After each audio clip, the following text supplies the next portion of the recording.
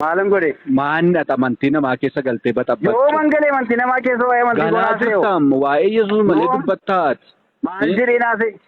Yesuus waaqa miti Yesuus maalidha amantii keenya takkasedha amantii keenya galchi ustaazonni jiru sheekonni jiru warri kaleessa amantaa sana keessa turan jiru maaltu atamma waa'ee nabiyyi Muhammad karaadha nabiyyi irraa dhala karaan biraan jiru jettee beeksifachuuni gaariidha amantii keetti qoyka amantii keetti sigalee waa'ee musliimummaa waa'ee nabii Muhammad minaaman gaafa dubbatus okay mirga keetti gin uftee waa'ee macaafa qulqulluu shikoota amma quraana keessaayi Allah warra isaa jaallatan hundumaa gargaaree gara gaariitti geesse kan jedhu eessa natti mitiksichi. Maalan hunda beekuun qabaadhe gaddeetti dhufe miti.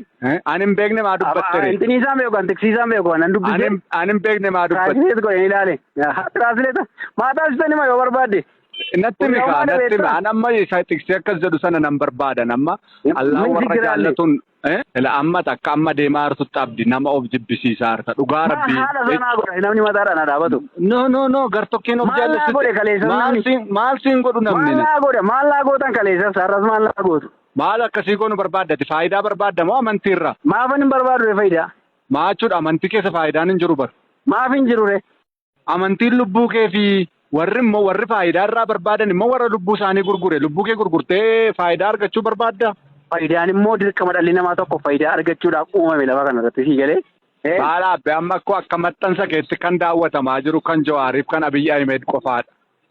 Isaaniyyuu kana booda na bira hafu. Isaanuu amma kee argataan jirani ka abbe atoo ministeera taate abbe wanti kana caalmaa. Kana booda maaliif beektaa? Kan koo ilaaluutti biizii ta'anii posabdiisu isaaniyyuu kana booda.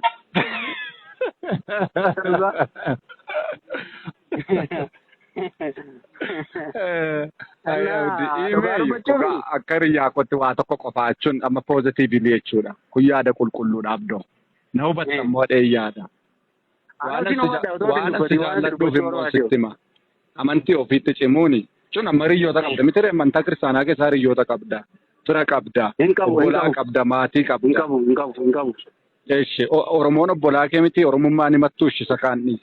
Oromaan obbolaa koo osoo hin taane dhiiga koodha. Ekkoo isan himattu. Dhiiga koodha malee obbolaa koo miti. Soo ilmaan Oromoo warra amantaa kana hordofanii si jaallattamoo hin jibbite.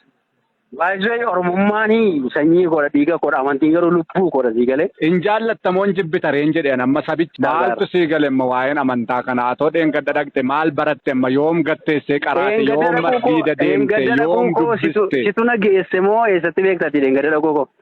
Maalii gaafatti possotee kaaseen beekaman. Yoom beektaa minaamin jette miti. Amma gaafa jalqaba possonne.